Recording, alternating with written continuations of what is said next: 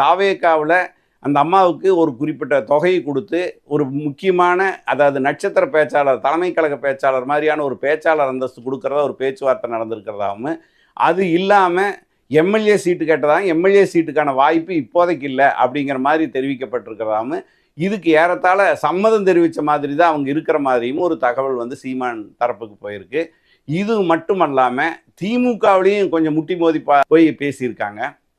அங்கே வந்து Housefull board மாட்டப்பட்டிருக்கு. இது மாதிரியான வெளியிலிருந்து வந்தவங்களுக்கு நிறைய பதவிகள் கொடுத்து மாற்று கட்சியிலிருந்து வர்றவங்களுக்கு தான் கட்சி பதவி கிடைக்குது, ஏன் எம்எல்ஏ எம்பி பதவி கூட கிடைக்குதுங்கிற ஒரு பெரிய விமர்சனத்தை திமுக தலைவர் ஸ்டாலின் சந்திச்சுட்டு இருக்காரு. இந்த நிலைமையில புதுசாக வர்றவங்களுக்கு இனி வந்து இந்த மாதிரியான மக்கள் பிரதிநிதித்துவ அந்தஸ்தில் இருக்கக்கூடிய பதவிகள் கொடுக்கப்படாது, வேட்பாளர் அந்தஸ்து கொடுக்கப்படாது அப்படிங்கிற அடிப்படையில் அவங்க இருந்தால் ஒரு நட்சத்திர பேச்சாளர், தலைமை கழக பேச்சாளராக